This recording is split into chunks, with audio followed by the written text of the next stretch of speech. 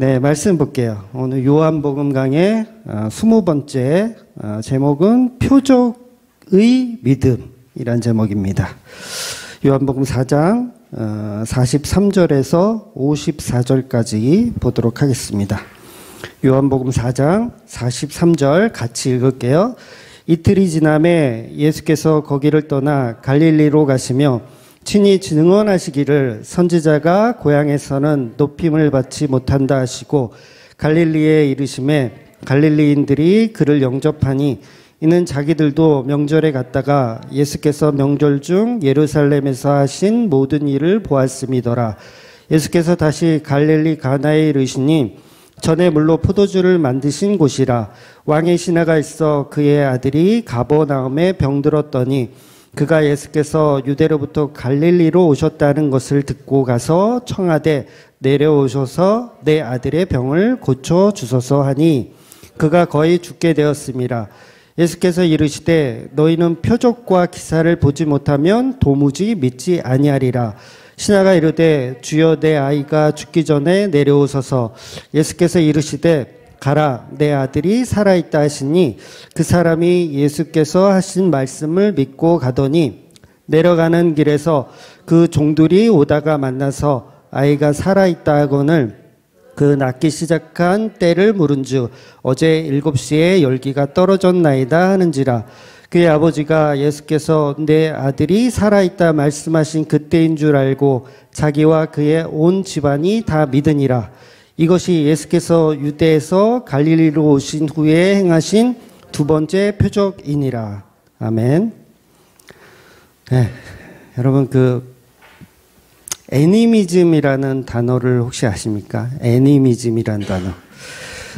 애니미즘이란 자연계의 모든 사물 속에 영적인 어떤 힘, 그 다음에 생명이 있다고 믿는 토속적인 원시적인 신앙을 애니미즘이라고 합니다. 아마 들어보셨을 거예요. 그래서 자연계에 일어나는 모든 현상은 어떤 힘이 있고 어떤 영적인 힘과 생명을 가지고 있다라고 보는 거죠. 그래서 반드시 세상의 모든 이치는 다 작용하고 있다. 스스로의 힘으로 작용하고 있다라고 보는 걸 애니미즘이라고 합니다. 즉 이 애니미즘이란 말하고 또 유사한 게 토테미즘이라는 게 있어요. 토테미즘. 요거는 뭐냐면 애니미즘보다는 약간 좁은 의미라고 할 수 있는데 이것도 마찬가지로 어떤 사물의 힘이 있다고 보는 거죠. 그래서 동물, 식물, 그 다음에 독수리, 수달, 곰, 이런 거에 다 능력이 있다고 보는 거예요. 심지어는 떡갈나무에도 어떤 신비한 힘이 있다. 요걸 이제 토템이라 그래서 그 토템이 가지고 있는 어떤 능력을 부여하는 겁니다. 그래서 어떤 집단이든 그 토템을 하나 만들어서 그 토템이 우리를 지켜준다라고 믿는 그런 수호천사 같은 믿음을 갖는 게 이제 토테미즘이라고 해요. 그래서 전에도 한번 말씀드렸는데 예를 들어서 프로야구 구단의 어떤 상징 마크를 보면 항상 거기에 토템이 들어있어요. 용이라든가 아니면 호랑이라든가 어떤 그런 상징적인 어떤 토템이 들어 있습니다. 이런 게 이제 애니미즘, 토테미즘, 그리고 우리가 잘 아는 샤머니즘이 있어요. 샤머니즘은 한마디로 우리나라에 아주 흔하게 볼 수 있는 무당이라고 할 수 있죠. 중매쟁이. 신과 인간을 연결해주는 중매쟁이를 하는 그런 매개체. 그걸 우리가 흔히 무당이라고 얘기를 합니다. 그러니까 이런 애니미즘적 신앙들은 인간의 욕망이 만들어 놓은 거예요. 그러니까 무속적인 신앙의 포괄적 의미로 우리가 애니미즘을 이해하면 됩니다. 그런데 이 애니미즘이라고 하는 무속적 신앙이 모든 종교 속에 다 들어있다는 거예요. 그러니까 어느 종교만 있는 게 아니라 기독교 당연히 있고요. 불교에도 있고요. 천주교에도 있고요. 어느 종교에든 다 이 토속적인 무속신앙이 다 들어있다라는 거예요. 그래서 애니미즘, 토테미즘, 샤머니즘 이런 것들이 종교 안에 가득 들어있다라는 겁니다.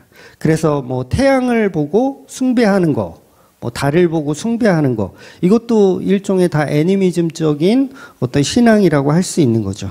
그래서 유교적인 사상을 보더라도 유교적으로 뭐 부모님을 향해서 제사를 드리고 그 부모님이 나에게 어떤 힘을 줄 거라는 그런 거, 뭐 꿈속에 나타나서 로또 번호를 점주해 주시는 거, 이런 게 다 애니미즘적인 신앙이에요. 그러니까 유교적 사상에서는 그런 게 없는데 그런 게 인간한테 들어오면 토속적인 신앙으로 만들어내고 싶은 욕망이 있더라는 거죠.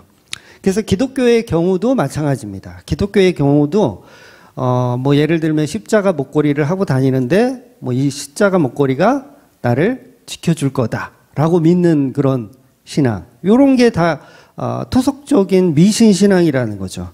그래서 성경책을 자동차 대시보드 위에 올려놓으면 절대 사고가 나지 않는다라고 말하는 목사님들이 꽤 있어요. 뭐 그런 거. 이런 게 이제 소위 말하는 다 애니미즘적인 신앙에서 출발하더라는 거죠. 그래서 이런 토속적인 신앙이 발전해서 결국은 그게 뭐가 되냐면 뭐 고등 종교까지도 발전해 가는 거라는 거죠. 그래서 모든 종교에는 이런 미신적인 우상 숭배가 들어 있다는 겁니다. 즉 우리도 성경을 보면서 하나님을 믿고 예수님을 믿는 게 아니라 그 성경 안에 애니미즘을 만들어내요. 우리 스스로가. 그러니까 그걸 좋아하기 때문에 그렇거든요. 그걸 좋아하기 때문에 성경을 보면서 그런 쪽으로 자꾸 발전을 시킵니다. 이게 자기의 소견대로 행하는 거예요. 사사기에 보면 나오잖아요. 자기의 소견대로, 왕이 없으니 자기의 소견대로. 어떤 중심이 없으면 우리는 성경을 볼 때마다 우리가 원하는 방식, 우리가 원하는 방식은 뭐예요? 나의 수호천사를 만들어내는 방식이잖아요.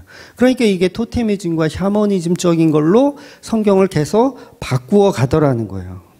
그래서 성경을 보면서 우리는 하나님을 발견하고 하나님의 주되심을 발견하고 예수님의 십자가를 발견하고 예수님의 주되심을 발견해야 되는데 그런 걸 발견하지 못하고 미신을 계속 쫓아가고 싶은 욕망이 우리 안에 있더라는 거예요. 그래서 하나님을 나에게 복을 주는 도구로 만들죠. 나에게 복을 주는 도구, 나를 지켜주는 수호천사로 만드는 거예요. 그러니까 애니미즘적이며 토테미즘적이며 샤머니즘을 자꾸 만들어내더라는 거죠. 그래서 우리는 용한 목사를 찾아가서 안수를 받으면 분명히 무슨 문제가 해결될 거라고 믿어요. 요 자체가 뭐예요? 요게 애니미즘이라는 토속신앙이라는 거예요. 그래서 줄을 서시오. 그래서 팍팍팍팍 이렇게 안수하고 지나가면 이제 올 한 해는 운수가 대통할 거다. 이렇게 믿는 요런 게 미신적인 신앙이라는 겁니다. 그러니까 아들이 병에 걸리면 어떤 샤머니즘적인 힘을 가진 어떤 도구를 찾아가서 그 도구에게 그 가진 힘을 좀 저에게 나누어 주세요. 그러면서 지금 오늘 본문에 나오는 왕의 신하는 예수님을 찾아간 거예요. 그 찾아가는 이 신앙은 결국 뭐냐면 토테미즘적이며 샤머니즘적인 그런 무속적인 능력을 믿고서 지금 찾아온 거예요. 그래서 그 힘 있는 어떤 능력자에게 뭔가를 바쳐야 되겠죠. 뭐 공양미를 바치든가 아니면 뭔가 정성을 쏟아가지고 병을 낫고 싶은 어떤 신앙을 확인받고 싶은 거. 근데 그게 사실은 우상숭배라는 거예요.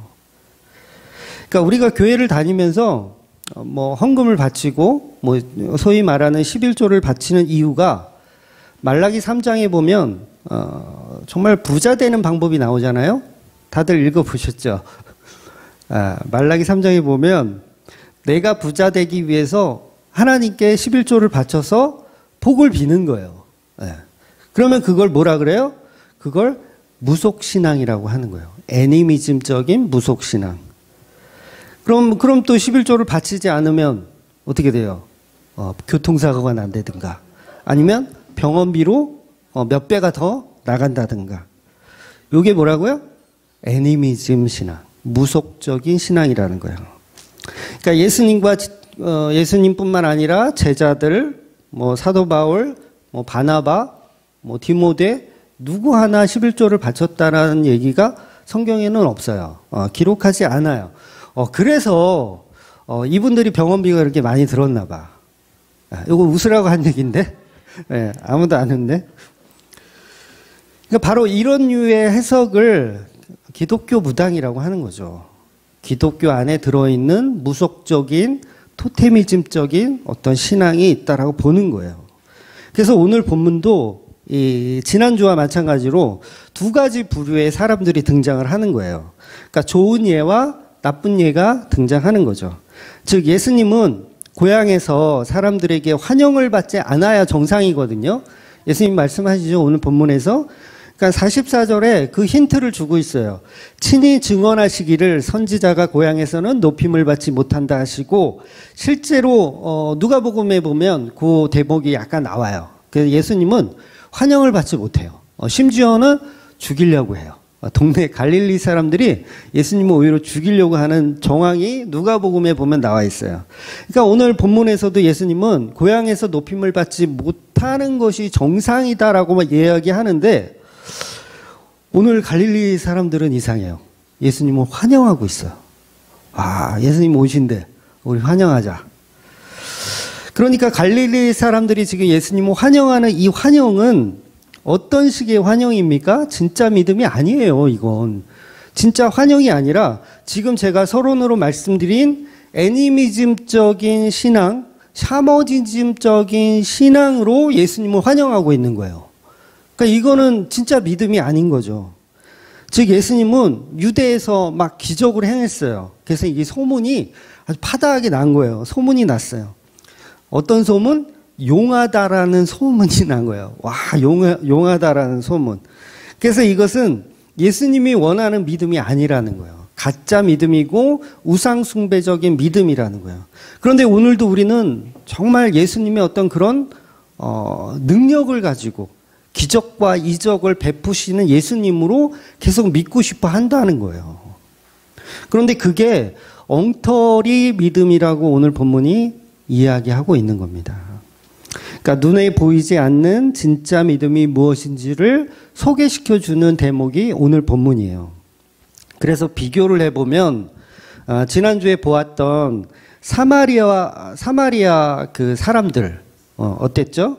예수님은 그들에게 기적을 보여준 게 있었나요? 사마리아 사람들에게 기적을 보여준 게 없었어요.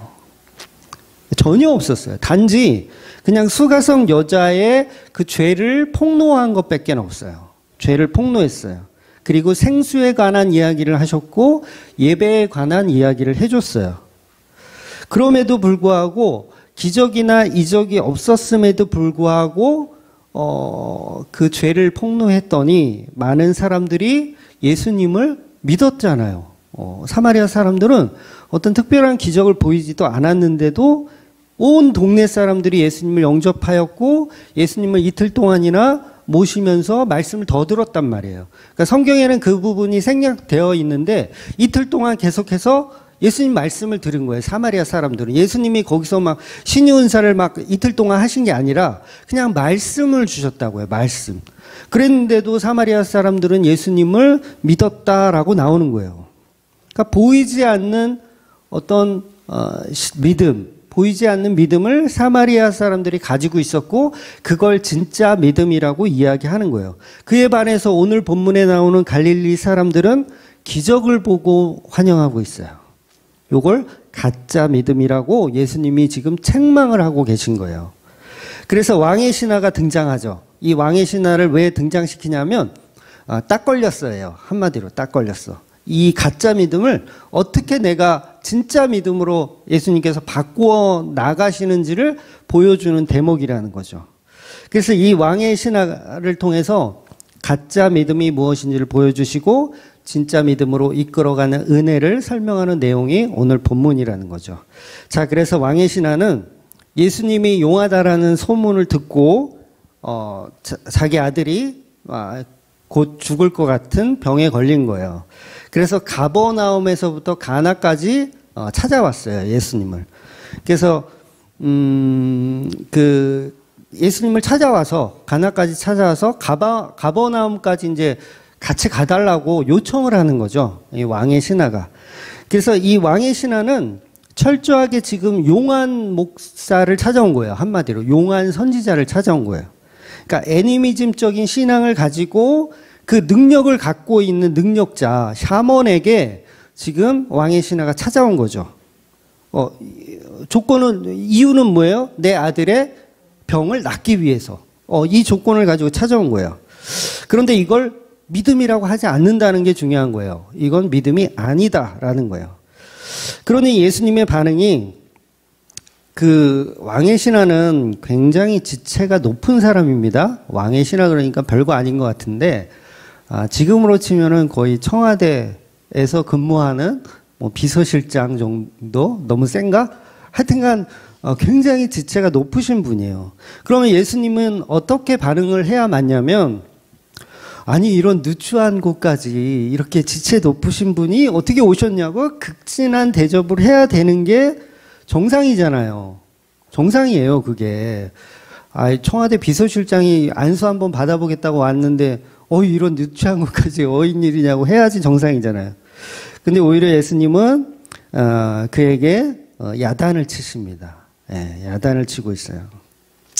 그러니까 예수님 하면 우리가 이미지가 굉장히 겸손하시고 또 다정하시고 막 이런 이미지죠. 그러면 좀 아이가 아파서 왔는데 웬만하면 아이고 그래요. 얼마나 상심이 크세요. 같이 울어주고 이래야 될 것 같지 않아요? 저라면 그럴 것 같은데 내가 능력이 없다 그래도 저라면 그래도 같이 울어주고 같이 슬퍼해주고 막 이게 맞을 것 같은데 예수님은 지금 야단을 치고 있어요. 같이 위로해주고 해도 모자랄 판에 야단을 치고 호통을 치고 계신 겁니다. 48절에 보면 예수께서 이르시되 너희는 표적과 기사를 보지 못하면 도무지 믿지 아니하리라. 이렇게 호통을 치시는 거예요. 그러니까 왕의 신하는 이 예수님이 이 병을 낫게 해주실 거라는 믿음을 가지고 높은 지위도 버리고 그것도 마다하고 지금 예수님이 찾아온 거거든요. 왕의 신하는 예수님의 신분을 알고 있어요. 목수의 아들이라는 걸 소문이 파다하게 났기 때문에 이미 알고 있어요. 그러면 신분의 차이가 얼마나 많이 나는 거예요. 그러니까 목수의 아들도 아니죠. 사실 백수죠, 현재는. 목수의 아들도 아니, 현재는 백수인데, 이 청와대 비서실장이 예수님을 찾아와서 병을 낫게 해달라고 간구를 하는데, 칭찬은 못 해줄 만정, 갸륵하다고, 잘 왔다고 해주는 못할 만정, 호통을 치시더라는 거죠. 이 얘기는 뭐냐면, 네가 가진 그 믿음은 엉터리다라는 얘기를 하시는 거야. 너 엉터리야. 너는 지금 샤먼을 찾아온 거야. 너는 무속적인 신앙을 갖고 있고 너 신앙은 그거 엉터리야. 너희들은 도대체가 기적과 기사 뭐 그런 신유은사가 아니면 너희들은 도무지 나를 믿지 않아. 야 이런 가짜들아 라고 호통을 치시는 거예요. 너무 모질지 않으세요? 너무 모질다고 생각지 않으세요? 보통 교회에서 기도 모임 같은 거 하면 주로 어떤 기도 제목을 이렇게 내놓습니까? 물론 저도 이제 목사님들하고 이렇게 하는 카톡이 있거든요. 노예 목사님들하고 하는 카톡이 있는데 거기서도 별 다르지 않아요. 그냥 누가 아프다 그러면 서로 기도해 달라고 그런 내용이 주를 이루어요. 그러니까 기도 제목을 내놓으라 그러면 뭐 누가 아프다. 그래서 낫기를 위해서 기도해라. 그러면 이제 다 위로를 해주죠. 목사님 하나님이 치료해 주실 겁니다. 집사님 괜찮습니다. 하나님이 치료의 강선을 보내주실 겁니다. 라는 식으로 이렇게 위로를 해줘요. 이게 보편적인 게 맞아요. 이게 사람이라면 이렇게 해야 되는 거예요. 그런데 예수님은 다르더라는 거예요. 그게 문제죠. 예수님은 다르더라는 거예요. 예수님은 호통을 치더라는 거예요. 아이가 아파서 지금 먼 길을 찾아온 사람에게 호통을 치는 예수님. 이 부분을 우리는 보아야 한다는 거죠. 상식을 뛰어넘는 예수님의 모습을 보아야 한다는 거예요. 왜냐하면 거기에 진리가 있기 때문에 그래요. 우리는 우리가 보고 싶은 거를 보고 우리가 원하는 샤머니즘적인 게 옳다라고 보는데, 우리가 생각하는 애니미즘 신앙이 옳다라고 보는데 성경은 그 얘기를 하지가 않는다는 거예요. 이게 중요하다는 것이죠. 그러니까 예수님의 말은 이런 거죠. 엊그제 내가 사마리아에 갔었는데 거기는 기적과 이적을 베풀지도 않았음에도 불구하고 말씀만으로 나를 메시아로 믿어주더라. 그런데 너희들은 이게 꼴이 뭐니? 이렇게 지금 호통을 치고 계신 거예요. 한마디로 너희 갈릴리 놈들은 도대체가 기적과 이적이 아니면 나를 믿지 않는다라고 계속해서 호통을 치시는 거예요.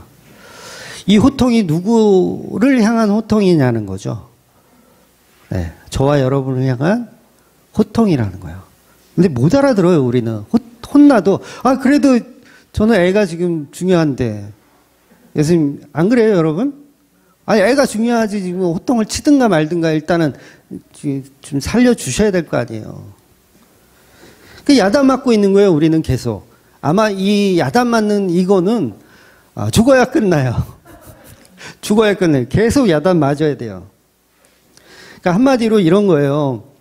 왕의 신하는 지금, 그래요. 예수님이 뭔 말인지 알겠는데, 기적이고 나발이고 뭐 내가 그런 거 뭐 그런 게 교리적인 어떤 게 그 중요한 게 아니고 아들만 고쳐주세요. 이거예요. 계속 아들만 고쳐주세요. 이게 바로 사실은 저와 여러분의 모습이라는 거예요. 그러니까 우리는 계속 야단 맞아야 돼요. 계속 못 알아듣고. 그러니까 아이가 아파서 정말 응급실에 갈 상황이 되잖아요. 그럼 저는 이제 그런 경험을 자주 하고 있으니까 그런 경험을 할 때마다 목사인 저도 하나님 나한테 또 왜 그러세요? 진짜 이상하신 분이네. 이 정도는 알만한 전데 왜 그러세요? 그러니까 이 모습으로 갈 수밖에 없더라는 거죠. 알았으니까 우리 애 좀 살려주세요. 고쳐주세요. 알았으니까. 그러니까 우리 신앙은 결국 애니미즘에서, 토테미즘에서 빠져나오지 못한다는 거예요. 우리의 신앙으로, 우리의 믿음으로는 불가능한 거를 지금 본문이 설명하는 거예요. 너네는 그게 불가능해. 여러분, 왕의 신하가 이게 먹힐까요? 예수님의 호통이 이게 귀에 들어와요? 때려 죽어도 알았어요. 제가 잘못했고요. 제가 곤장 100대 맞을게요. 우리 애 좀 살려주세요. 요 마음으로 갈 수밖에 없다는 거예요. 그런데 그것이 신앙이 아님을 예수님께서는 왕의 신하를 통해서 진짜 믿음이 어떤 것인지를 보여주고 계십니다. 그래서 오늘 4장 50절을 보면 예수께서 이르시되 가라데 아들이 살아있다 하시니 그 사람이 예수께서 하신 말씀을 믿고 가더니. 자, 여러분 같으면 믿고 가겠어요? 이제 호통은 있는 대로 치다가 근데 나았대. 가래. 아니 무슨 비법이라도 좀 주시던가. 전설의 고향 같은 거 보면 뭐 삼삼이라도 한 뿌리 주면서 이거 이 약을 다려 먹여라.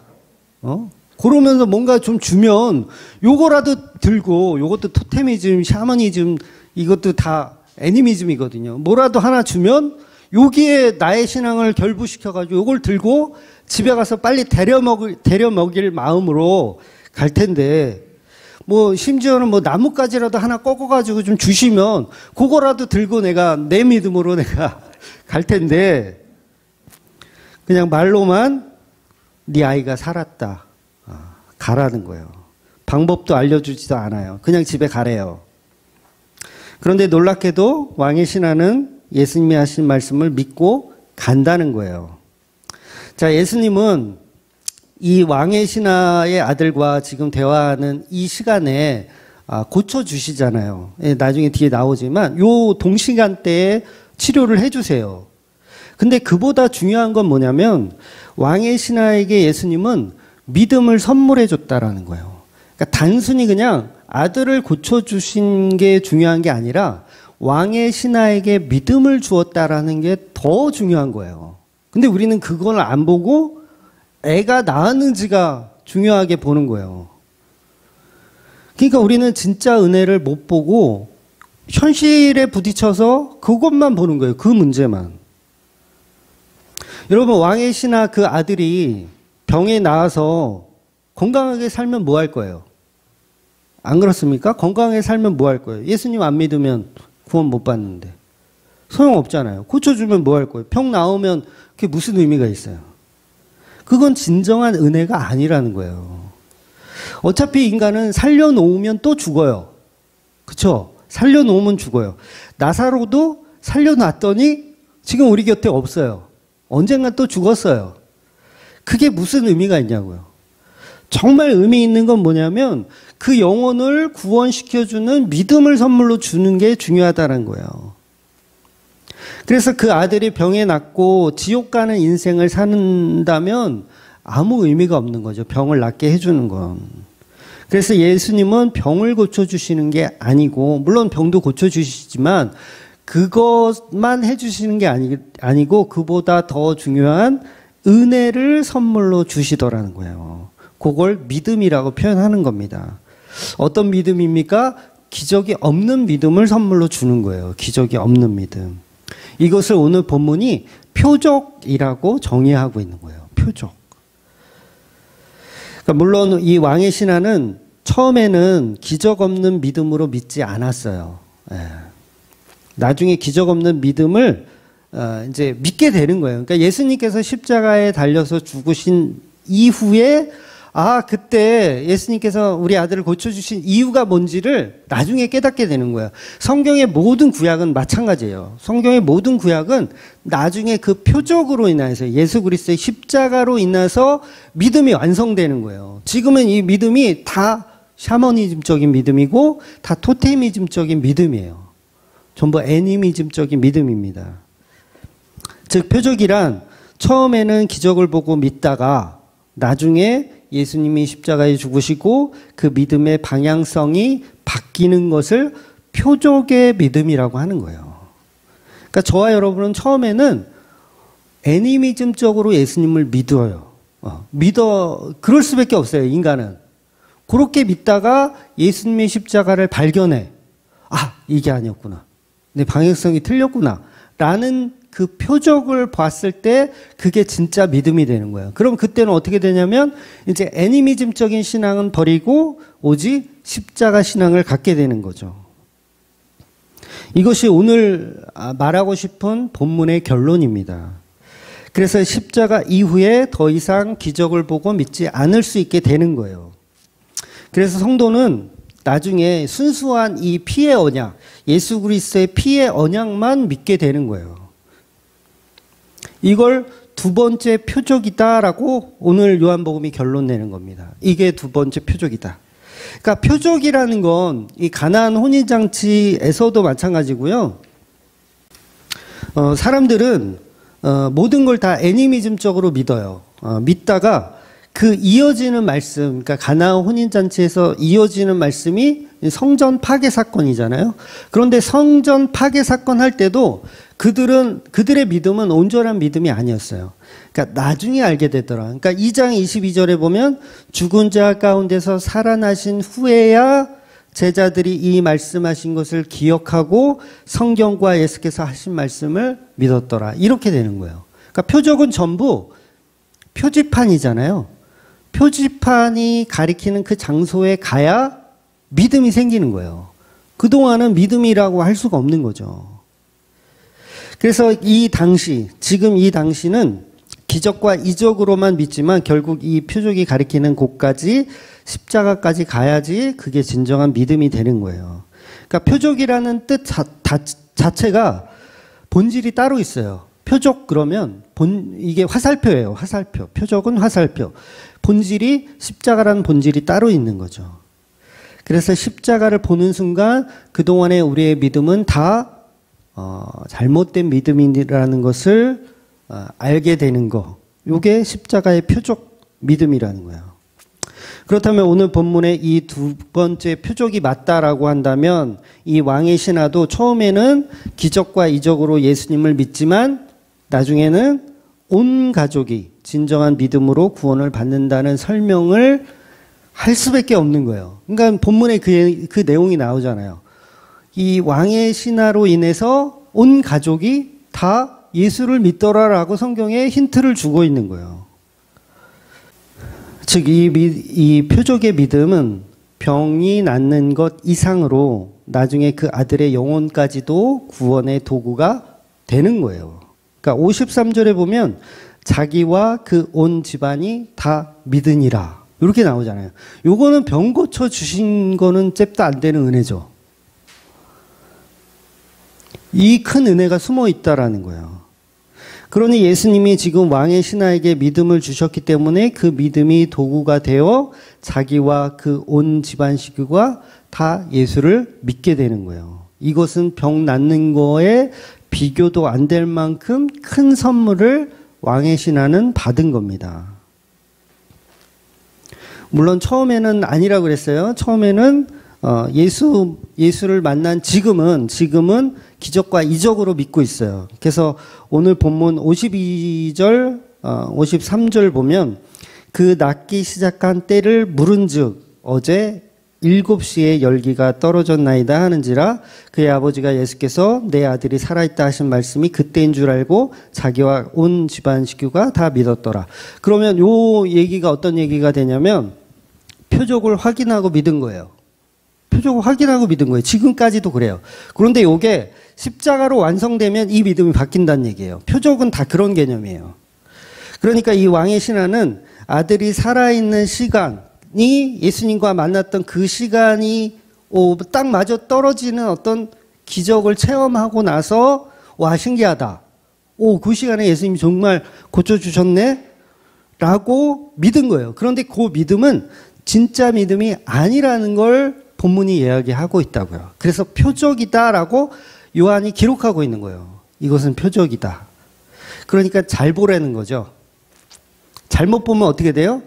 용한 무당을 찾아가야 되나 보다. 이렇게 잘못 보게 되는 거예요. 분명히 십자가 믿음으로 바뀌어야 된다는 거예요. 성도는. 그래서 이것을 어떻게 알 수 있냐면 성경이 일부러 표적이란 단어를 사용하기 때문에 그렇습니다. 실제로 표적은 요한복음에 7번만 기록하고 있지만 실제로는 더 많은 표적을 행하셨어요. 그런데 일부러 7개만 표현하고 있는 거예요. 자, 그래서 저와 여러분은 오늘 이 본문에 굉장히 어려운 본문이에요. 오늘 본문이. 이 어려운 본문에 은혜를 발견하셔야 돼요. 그러니까 왕의 신하는 믿음도 부족하고 예수님을 용한 무당을 생각한 거예요. 용한 무당으로.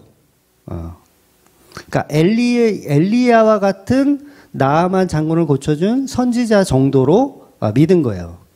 그런데 그런 왕의 신하에게 믿음을 선물해 주시는 과정을 은혜로 설명하고 있는 본문이라는 거죠. 그러니 저와 여러분은 이 모든 과정을 다 알기 때문에 눈에 보이는 병 낫기가 중요한 것이 아니고 예수를 믿고 그 예수님과 함께 거듭나고 영생을 얻는 것이 더 중요하다는 결론에 도달할 수 있어야 된다는 거예요. 그러니까 성경을 왜 기록했어요? 저와 여러분 보라고. 이 성경 기록할 때 왕의 신하를 위해서 기록한 게 아니고요. 저와 여러분 보라고. 그러니까 기적은 더 많이 있었다고 그랬잖아요. 표적은 더 많았는데 7개만 간추려서 보여준 이유는 저와 여러분 보라고. 그래서 예수님이 가라. 살아있다. 네 아들이 살아있다 말씀하시는데 왕의 신하는 처음에는 확신이 좀 없었어요. 확신이 좀 없었어요. 저라도 확신 없었을 것 같아요. 아니 뭐 산삼이라도 한 뿌리 주던가. 예수님이 그래 아들이 아프니까 나았다. 그러면 이제 막 신나서 막 가야 되는데 그렇게까지는 안 되더라는 거예요. 그러니까 무거운 발걸음으로 갔겠죠. 왕의 신하는 무거운 발걸음으로. 그래서 아까도 얘기했듯이 그걸 확인했을 때 그 종들에게 시간을 확인했을 때 믿었다 그랬지. 그 전에는 믿음이 별로 이렇게 확신이 없었어요. 그냥 예수님이 가라고 하니까 어쩔 수 없이 가는 거예요. 그러니까 어떤 학자들은 이제 이 부분에 대해서 왕의 신하는 너무 기분이 좋아서 네 아들이 나왔다. 가라 하니까 너무 기분이 좋아가지고 여관에 잠깐 들려서 한 잔 먹고 다음날 출발해가지고 뭐 이렇게 보기도 하고, 아니면 뭐 반대로 예수님 못 고추나 보다 생각하고 다른 무당을 더 찾으려고 돌아다니다가 뭐 하루를 더 이렇게 허비했다. 그래서 제자들이 그 종들이 그러잖아요. 어제 7시에 나왔다. 그러면 하루 동안 뭐 이 시간 알리바이가 없어져 버리잖아요. 그러니까 가나와 가버나움이 한 43km 정도 거리더라고요. 43km. 43km면 그 당시 뭐 걸어 다녔겠죠. 차는 없었겠죠. 그러면 43km는 보통 성인 남자가 한 8시간 걸어야 될 것 같아요. 8시간 정도. 그러니까 완전히 빨리 걷는다. 그러면 한 4-5시간. 그 정도. 그런데 왜 다음날 도착했을까? 요것 때문에 이제 여러 가지 의견들이 달라지는 거예요. 그런데요, 왕의 신하는요, 다음날 출발한 게 아니고요, 무거운 발걸음으로 갔기 때문에 그래요. 무거운 발걸음으로 천천히 걸어간 거예요. 그래서, 유대 시간으로는 7시지만, 한국 시간으로는 오후 1시예요. 예수님 만난 시간이 오후 1시. 그러니까 오후 1시에 출발을 하면 이제 가버나움에 도착하면 몇 시 정도 됐을까요? 한 저녁 한 8시나 9시 정도 됐을 거예요. 무거운 발걸음이었으니까. 그래서 마을 근처에 도착을 한 거예요. 그럼 이미 밤이 됐죠. 그러면 이 유대인들은요, 시간 개념이 우리하고 달라요. 유대인들은 일단 해가 떨어지면 내일이 된 거예요. 내일이 오늘이 된 거예요. 그래서 일단 해가 떨어지면 낮에 있었던 일은 어제가 되는 거예요. 그래서 이 종들을 만났을 때 이 종들이 어제 7시라고 표현한 거지, 이거는 문화적인 차이지, 뭐 이 사람이 기분이 너무 좋아서 주막에서 한 잔 먹고 그 다음날 갔다, 뭐 그런 거는 지나친 해석입니다. 그래서 종들을 만났을 때 도련님이 이제 1시에 나왔잖아요. 그래서 기뻐가지고 주인을 기다리는데 이 주인이 하도 안 와서 이제 저녁 시간 돼서 이제 오실 시간이 됐는데 왜 안 올까 하고 마중 나온 거죠. 마중 나오다가 만나서 이 이야기를 하는 거예요. 그러니까 예수님은 단순히 병을 낫게 해주는 게 목적이 아니고 너와 내 집에 구원이 있으리라. 요게 누가 했던 말이에요? 사도행전에서 우리가 봤죠. 사도 바울이 간수장이 했던 말이에요. 그러니까 요걸 주려고 하시는 거예요. 예수님은 병 낫는 게 아니라 그거보다 내가 더 큰 은혜를 줄 거야.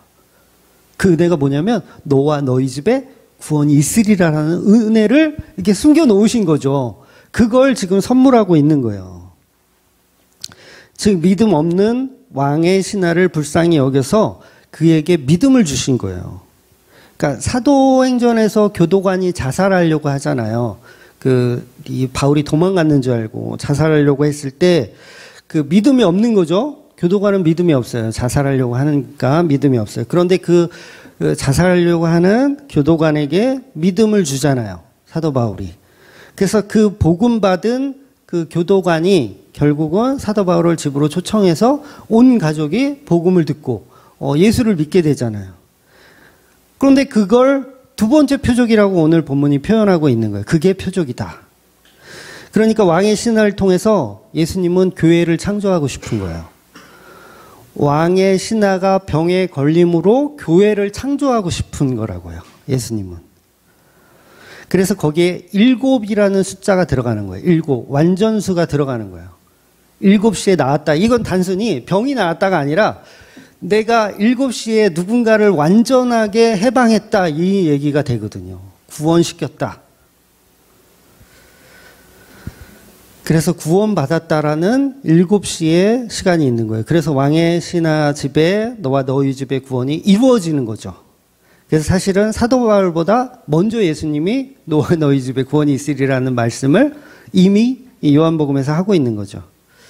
그래서 사도행전 16장 31절 우리가 알지만 보면 이르되 주 예수를 믿으라 그리하면 너와 내 집이 구원을 받으리라 하고, 요 말씀, 그러니까 요 말씀이 이제 뭐 어렵게 생각하면 예수 믿으면 뭐 온 가족이 다 구원 받아요? 그런 질문 하신 분도 계셨는데, 그게 사실이냐? 내가 믿으면 우리 집 식구가 다 구원 받느냐? 이렇게 질문하는데, 이게 무슨 뜻이냐면, 나를 교회로 만드시겠다라는 말씀이에요. 너를 내가 교회로 만들겠다라는 말이에요. 이건 단순히 내가 너 병 고쳐줄게, 내가 너 구원시켜줄게, 요거보다 사실은 더 큰 은혜예요. 내가 너를 교회로 만들겠다. 그러니까 사도 바울이, 예수님께서 사도 바울을 뭘 만드신 거예요? 교회로 만드신 거예요. 내가 너를 교회로 만들겠다. 그러면 사도 바울이 가는 곳마다 교회가 만들어지는 거예요. 저와 여러분이 그런 은혜가 있기를 바랍니다.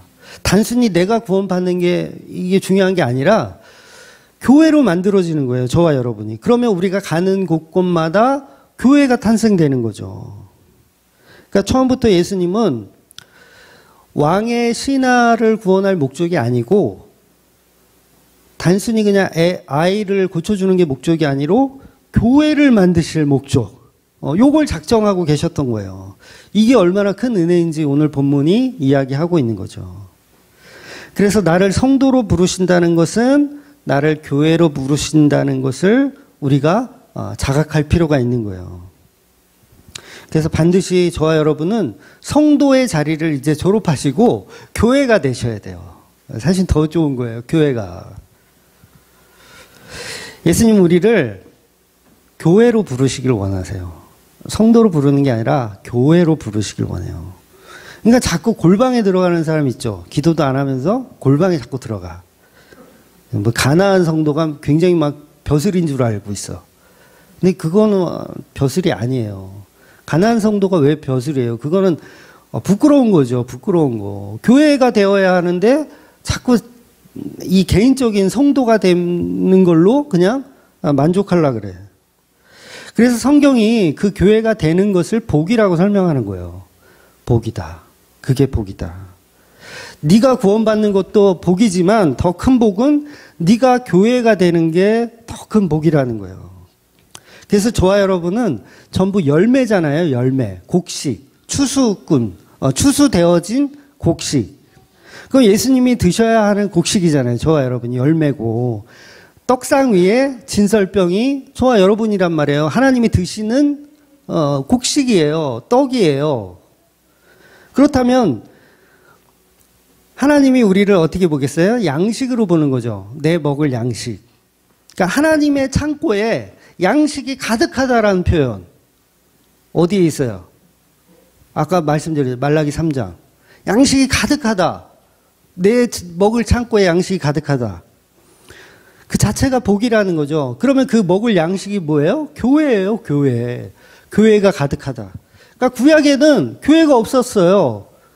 그래서 문을 닫아버리는 거예요. 교회가 없어서. 그럼 누가 가야지 추수를 해요? 예수님이 가야지 추수가 일어나고 그 추수한 곡식들이 하나님의 창고에 가득하게 되는 거예요. 그러니까 말라기 3장은요. 11조 바치면 복 준다는 말이 아니라 하나님의 창고에 저와 여러분이 가득 차야 된다. 교회를 만들어 가야 된다. 그 얘기를 하고 계신 거죠. 그럼 우리가 하나님의 창고에 곡식과 열매가 되고 떡으로 가득한 상태. 그 상태가 바로 교회이고 저와 여러분은 교회가 되어야 하는 겁니다. 그래서 한번 볼까요? 말라기 3장 10절. 만군의 여호와가 이르노라 너희의 온전한 11조를 창고에 들여 나의 집에 양식이 있게 하고 그것을 나를 시험하여 내가 하늘 문을 열고 너희에게 복을 쌓을 곳이 없도록 붙지 아니하나 보라. 여러분 이 말씀은 문자적으로 보면 성전 안에 있는 곡식이 많아져야 된다. 성전 안에 곡식이 가득해야 된다라는 게 문자적인 설명이지만 본질은 그 얘기가 아니라는 거예요. 본질은 그렇다면 이게 본질이라면 그냥 창고 안에 정말 곡식, 먹는 곳이 가득하는 게 이게 하나님의 본질적인 말이라면 예수님은 그 성전 헐어버려라 라는 말을 하시면 안 되는 거예요. 그게 본질이면. 그 헐어버리라는 얘기하면 이거 뭐예요? 성령 모독이에요. 하나님 우롱한 거예요. 그 유대인들이 그렇게 보고 예수님을 성령 모독하는구나. 이 때려 죽일 놈이구나. 그리고 예수님 십자가에 못 박아 죽인 거예요. 그런데 예수님이 성전을 헐어버리라는 말을 했을 때 그 창고는 그 곡식을 쌓아두라는 얘기가 아니라 그곳이 교회가 되어야 한다. 그 열매들은 바로 너희들이다라는 얘기를 하는 거잖아요. 그러니까 그 성전 헐어버려라. 내가 성전이다. 내가 성전이, 내가 너희들을 양식 삼을 거야. 지난주 말씀에 있었잖아요. 내가 너희들을 추수하러 왔어. 내가 너희들을 양식 삼을 거야. 그럼 말라기 3장 말씀이 억지 주장이냐고요, 이게. 예수님이 이미 설명하신 거예요. 제가 설명하는 게 아니라 예수님이 이미 다 설명하신 거예요. 하늘의 창고를 쌓을 수 있는 거는 예수님이 쌓는 거예요. 저와 여러분을 열매 삼아, 곡식 삼아 쌓는 거예요. 그러면 복이 차고 넘치는 거예요. 그 상태가. 저와 여러분이 교회가 되었을 때 그걸 복받은 상태라고 하는 거예요. 그러니까 하나님이 드시는 곡식은 저와 여러분. 그래서 진설병이 12개가 있는 거예요. 12지파, 12제자. 그러니까 한국교회는 아직도 바리새인이에요. 철저한 바리새인이에요. 지난주 말씀 한번 볼게요. 34절입니다. 4장. 예수께서 이르시되 나의 양식은 나를 보내신 이의 뜻을 행하며 그의 일을 온전히 이루는 이것이니라. 교회 만들겠다는 얘기예요. 교회를 만들면 이게 양식이다. 이걸 하나님의 창고에 성전에 가득 채워야 된다. 그 얘기하는 거죠. 그러니까 하나님이 원하는 양식은 성도. 성도가 바로 진설병이고 성도가 바로 하나님의 성전에 가득 차고 넘쳐야 하는 11조의 곡식이라는 거예요. 즉 11조는 먼저 예수님이고 예수님이 첫 열매가 되신다고 하셨잖아요. 예수님이 첫 열매가 되시는 거고 저와 여러분이 교회로서 두 번째, 세 번째 열매들이 되어지는 거예요. 그걸 성전 안에 가득 쌓는 거예요. 하나님 그걸 기뻐하시는 거죠. 그래서 그 상태가 뭐냐면 그 상태가 영광이라는 거예요. 하나님께 영광. 하나님의 밥이 되셔야 됩니다. 네, 하나님의 밥이 되셔야 됩니다. 그래서 하나님의 밥이 되었을 때 하나님은 그걸 끝까지 책임지신다는 거예요. 도둑이 와서 그 창고를 이렇게 막 후벼 파지 못하도록 막 쥐새끼가 와서 갉아먹지 못하도록 내 곡식은 내가 지킨다. 내 성도는 내가 지킨다. 내 교회는 내가 지킨다. 그 얘기를 하는 거예요. 그게 복이잖아요. 우리가 하나님을 믿어요. 예수님을 믿어요. 구원을 받았는데 악한 사탄이 와서 그거를 이렇게 빼가지 못하도록 지킨다는 거예요. 예수님이. 그 상태가 뭐예요? 복받은 상태인 거죠. 근데 우리는 도대체 교회 될 생각이 없는 거죠. 말라기가 그거죠. 야, 너희들은 교회 될 생각이 없구나. 야, 이 쭉정이들은 다 갖다가 태워버려라. 안 되겠다. 그러니까 너희들은 답이 없다. 그러니까 진정한 하늘의 양식이 와야 돼. 와야 돼. 그래서 예수님이 생명의 떡으로 우리에게 오시는 거죠. 그러니까 내가 보여줄게. 진짜 양식이 어떤 건지 내가 보여줄게. 그리고 하늘의 문을 열고 생명의 떡이 이 땅 가운데 내려오는 것. 이게 바로 예수님이라는 거죠. 그래서 예수님이 진정한 하늘의 창고를 가득 채울 수 있는 양식을 수확하러 오신 그 예수님이라는 거죠. 그래서 지난주 말씀에 예수님이 저와 여러분을 추수하여 하나님의 창고에 가득 쌓아놓는 거예요. 그래서 이 말씀은 철저히 교회에 관한 이야기지 11조 안 하면 뭐 병 걸린다, 뭐 교통사고 난다. 요거는 다 무당들이 하는 이야기예요. 예수님이 성도를 추수하여 하늘 창고에 채우는 이야기를 하시는 겁니다. 그러니 우리가 복음도 모르고 소경된 우리가 성경을 아무리 봐도 해석이 안 되고 얼마나 이 가증스러운 모습일까요? 하나님이 보실 때 우리의 모습이 여전히 애니미즘적인 신앙으로 하나님을 믿고 있으니 얼마나 예수님이 속이 터지실까. 그러니까 예수님을 믿으면 우리가 십자가에 우리도 십자가에 죽어서 예수님과 같이 하나님이 흠양하시는 열매가 되어야 하는데 우리 머릿속에는 다른 것만 가득 들어있어요. 무당 잡교만 머릿속에 가득 들어있어요. 고린도전서 15장 20절 볼게요. 그러나 이제 그리스도께서 죽은 자 가운데서 다시 살아나사 잠자는 자들의 첫 열매가 되셨도다. 그러니까 기적 보고 믿는 거는 다 가짜라는 거예요. 내가 복을 받기 위해서 11조를 바쳤다? 요걸 가짜라고 하는 거예요. 그러니까 믿음을 선물로 받은 자는 더 이상 이 세상의 흥망성쇠를 위해서 뭘 바치는 자가 아니에요. 가치를 두지 않아요. 이 세상에 가치를 두지 않아요.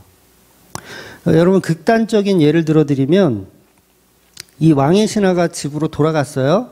돌아갔는데 아들이 죽었네. 그래도 이 신하는 예수님을 믿는 겁니다. 요게 성도예요. 요게 예수님이 주시는 믿음이에요. 그걸 선물이라고 하는 거고. 인간의 생각과 지혜로는 불가능한 일이에요. 그런데 아들이 죽어도 믿을 수밖에 없는 상태가 되는 거예요. 그래서 이 가버나움이란 이 지역은 예수님이 기적을 굉장히 많이 베풀어 주신 곳이에요. 가버나움은. 그러니까 베드로의 장모를 고친 곳도 가버나움이고요. 백부장과 하인, 다른 복음서에 나오는데 백부장과 하인을 치료해 준 곳, 이것도 가버나움. 그리고 오병이어의 기적도 가버나움. 여러 가지 신유은사들을 많이 해주셨어요. 굉장히 많은 것을 보여주신 지역이에요. 그런데 예수님은 이 가버나움에 저주를 퍼붓는 거 아세요? 가버나움에 저주를 퍼부으세요. 마태복음 11장 23절, 24절 볼게요. 가버나움아, 내가 하늘에까지 높아지겠느냐? 음부에까지 낮아지리라. 내게 행한 모든 권능을 소돔에서 행하였더라면 이 성이 오늘까지 있었으리라. 내가 너에게 이르노니 심판의 날에 소돔의 땅이 너보다 견디기 쉬우리라 하시니라. 그쵸? 가버나움아, 가버나움아. 권능과 지혜와 기적을 가장 많이 행하신 가버나움아. 그런데 너희는 회개하지 않는구나. 여전히 너희는 나를 애니미즘으로 믿고 있구나. 너희는 반드시 심판을 받을 거다라는 말씀을 하시는 거예요. 소돔과 고모라, 소돔보다 더 심한 고통을 받을 거라는 저주를 퍼부으세요. 그러니까 기독교 무당한테 하는 얘기예요. 다른 교회 사람들 아니고요. 저와 여러분 속에 있는 그 미신적인 그 신앙, 그걸 저주하고 계신 거예요. 예수님을 이용해서 나의 행복을 추구하는 것들, 예수님을 박수무당으로 만들고 싶어하는 욕망 있었잖아요. 지금도 있고요. 거짓말하지 마세요. 네, 지금도 있잖아요. 그러니 기독교 안에 들어있는 이런 미신적 신앙을 버려야 된다는 거예요. 기적과 이적을 통한 믿음 버리셔야 되는 거예요. 우리는 예수님의 권능과 기적으로 믿는 게 아니라 예수님을 십자가 지신 어린 양으로 믿는 거예요. 전에도 말씀드렸지만 아무것도 가치가 없는 십자가로 믿는 거예요. 가치 없는 십자가. 그러니까 제가 옛날에 고시원에서 일할 때 고시원에 이제 CCTV가 다 있거든요. 방 안에는 없지만 복도나 현관이나 이런 데 다 있어요. 뭐 식당이고 뭐 한 8개가 있었어요. 근데 이상한 사람이 한 명 눈에 띄어요. 동선이 굉장히 특이해. 우리 원생도 아니야. 자꾸 왔다 갔다 하고 뭔가 이상해. 근데 경찰이더라고요. 나중에 알고 보니까 경찰이더라고요. 사무실로 쓱 들어와가지고 신분증을 보여주시면서 내가 경찰인데 사복 입었죠. 원생들한테 말하지 말고 뭐 몇 호 이렇게 질문을 하는 거예요. 몇 호. 뭐 언제 나갔고 언제 들어왔고 뭐 이런 거를 이제 물어봐요. 이 얘기를 왜 드리냐면 그 신분증 보여주잖아요. 여러분 그 경찰이 경찰입니다 하고 신분증 이런 거 경험해 보셨어요? 네. 그럼 신기하거든요. 이거 한번 자세히 보고 싶거든요. 뭐라고 써져 있나? 드라마 같은 데서나 봤지. 이 가짜 신앙은 뭐냐면 그 신분증 보고 그거에 놀래가지고 야 여기다가 막 이거 너무 신기하다. 막 거기 신분증에다 막 절하고 거기다 기도하고 막 이게 뭐예요? 기독교신 이게 미신이라는 거예요. 이게. 그러니까 멍청한 짓을 하는 거죠. 그러니까 형사를 보고서 그 형사가 준 신분증에 어떤 가치를 부여하고 싶은 거. 그러니까 신분증을 공경하고 신분증을 찬양하고 이걸 예수 믿는 거라고 착각하는 거예요, 우리가.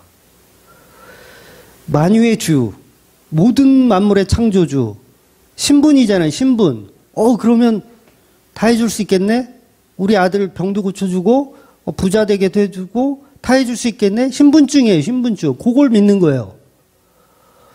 요거를 똥봉충이라고 하는 거예요.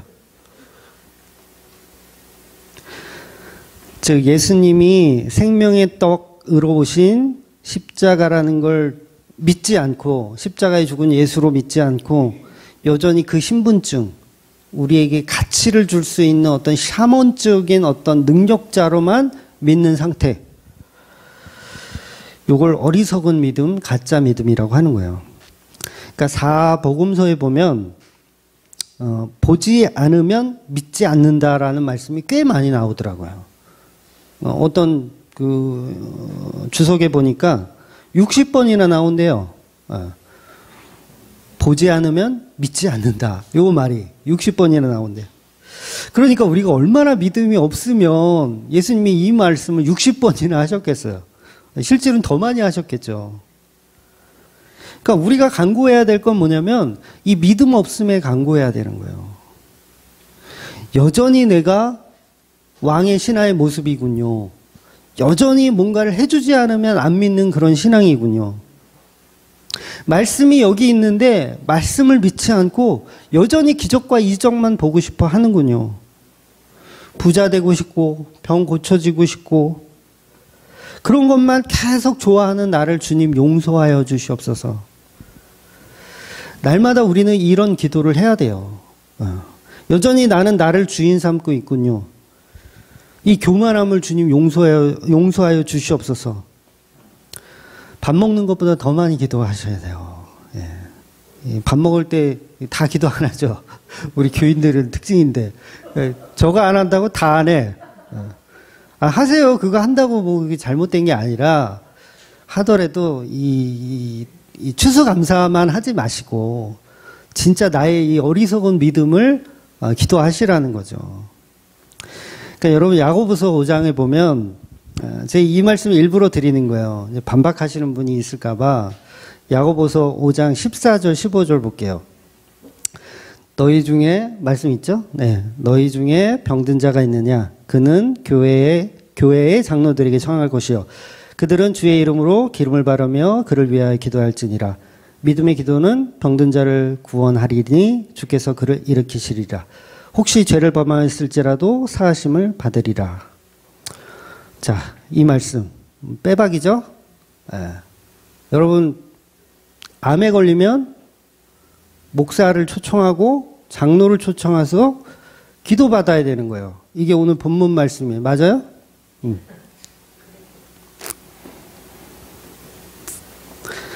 그래서 오해를 하는 거예요. 내가 보고 싶은 건 보고 믿고 싶은 건 믿기 때문에 오해가 있는 거예요. 이 말씀을 전부 샤머니즘적으로 이해해요. 우리는. 그래서 신유은사 그것들을 하는 거예요. 신유은사 집회를 하고 꼴랑 이 말씀 하나 딱 띄어다가 그래서 이 말씀을 정확히 이해하려면 다음 절을 봐야 돼요. 16절을 봐야 됩니다. 16절을 보면 그러므로 너희 죄를 서로 고백하며 병이 낫기 위하여 서로 기도하라. 의인의 간구는 역사하는 힘이 큼이라. 그러니까 16절은 그러므로라고 시작해요. 그러므로는 뭐예요? 앞에 했던 이야기의 결론이에요. 그러므로. 그래서 그러므로 결론을 봤더니 병에 관한 이야기가 아니고 죄에 관한 이야기를 하고 있어요. 그러니까 이 말씀의 뉘앙스는 마치 이런 거예요. 너희가 죄를 서로 고백하여 병 낫기를 기도하래요. 그러면 병 니꼬로 죄예요. 그렇죠? 병 니꼬로 죄예요. 그러므로 너희 죄를 서로 고백하여 병을 나으란 얘기예요. 죄 니꼬로 병. 그러니까 이 말은 암 걸렸을 때 서로 기도해라. 코로나 걸렸을 때 서로 기도해라. 그런 얘기가 아니라 우리는 예수 믿지 않는 죄를 매일 저지르잖아요. 그 상태가 병든 상태라는 거예요. 예수 안 믿으면 여러분 병자입니다. 차라리 암 걸려서 죽는 게 나아요. 예수 안 믿고 죽는 것보다 차라리 암 걸려서 죽는 게 낫다고요. 그러니까 그 자체가 성도에게는 병이라는 거예요. 예수를 안 믿는 자체가. 예수 안 믿으면요, 목사한테 전화하셔야 돼요. 목사님, 예수님이 안 믿어줘요. 장로님, 예수님이 안 믿어줘요. 저 어떻게 하면 좋아요? 이렇게 전화해서 병 낫기를 간구하라는 거예요. 그래서 너의 죄를 나누어서 병 낫기를 구해라. 그 말씀을 하고 있다고요. 그러니까 이 말 뭐예요? 이 말을 결론으로 내자면 뭐냐면 교회가, 예수 안 믿기면 교회가, 죄 지을 것 같으면 교회가, 그 얘기를 하고 있는 거예요. 그러니까 예를 들어서 코로나 때문에 한 1년 교회를 못 갔어요. 그러면 그 상태가 병든 상태예요. 병든 상태. 그 속이 편하겠어요? 저는 뭐 1년 동안 쉬어본 적이 없어서 모르겠는데 아마 병으로 가득할 거예요. 그럼 빨리 교회 가서 목사님 만나고 장로님 만나서 같이 죄를 토설하고 그 죄를 나누어서 병을 낫게 하라는 거예요. 그래서 이 야고보서 5장 17절의 말씀에 그 이어지는 말씀에 어떤 말씀이 있냐면 엘리야 이야기가 나와요. 엘리야 이야기. 그러니까 엘리야가 기도를 하잖아요. 엘리야가 기도를 해서 비가 오도록 한 것처럼, 엘리야가 비가 오도록 한 것처럼 저와 여러분도 기도로 미혹되지 말라는 얘기를 하는 거예요. 그러니까 5장의 기도의 이유는 병 고치는 것이 아니고 미혹되지 말라는 거예요. 미혹되면 병이다, 그게. 그래서 그 믿음에 떠나지 않도록 교회들이 모여서 서로 기도하라는 거예요. 기도하고 찬양하고, 요게 뭐예요? 요게 병 낫기를 위하여 기도하는 모습이라는 거예요. 예배하라는 뜻이에요. 예배하라는 뜻. 그러니까 완전 다른 해석이 돼버리죠. 완전 다른 해석. 그러니까 우리가 야고보서를 이해를 못해요. 너무 어렵거든요. 이해를 못해요. 전부 행위주의로 봐요. 행위주의죠. 뭐 봉사해야 되나 보다. 돈 많이 내야 되나 보다. 주일 성수해야 되나 보다. 요런 걸로만 봐요. 그러니까 행위주의자를 양산하는 책이 돼버렸어.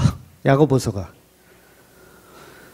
근데 야고보서의 본질은 뭐냐면 교회라는 곳이 얼마나 은혜의 장소인지를 기억하라. 그 얘기를 하고 있는 거예요. 교회라는, 너 혼자 있으면 너 병 걸려, 임마. 너 죽어. 그러니까 교회가 그 얘기를 하고 있는 거예요. 이게 은혜의 말씀이지 행위적 말씀이에요? 은혜의 장소를 표현하는 게 야고보서예요. 그러니까 너무 어려운 책이 돼버리죠. 야고보서는 행위를 강조하는 책이 아니라 교회의 공동체의 은혜에 대해서 이야기하는 거예요. 그래서 이 야고보서 1장 1절이 어떻게 시작하는 줄 아세요? 1장 1절. 하나님과 주 예수 그리스도의 종 야고보는 흩어져 있는 12지파에게 문안하노라. 이렇게 시작하는 거예요. 교회가 얼마나 은혜로운 장소인지 내가 교회들에게 편지를 하는 거예요.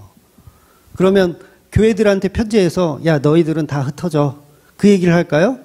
교회라는 것이 얼마나 좋은 곳인지를 설명하는 게 야고보서라고요. 그런데 이런 은혜의 책을 병 낫기를 위해서 서로 기도해야 되는 책으로 만들어 놨다는 거죠. 이 얼마나 어리석은 겁니까? 그러니까 저와 여러분은 일주일에 한 번씩 교회 와서 자기 죄를 고백하는 거예요. 고백하는 거. 그게 병 낫는 거예요. 그게 병 낫는 거. 그래서 저와 여러분은요, 반드시 교회가 되셔야 됩니다. 예수 그리스도의 십자가 보혈로 만들어진 교회.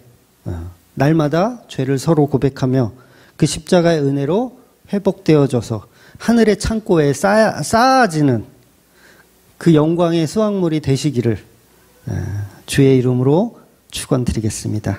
아멘. 기도하겠습니다.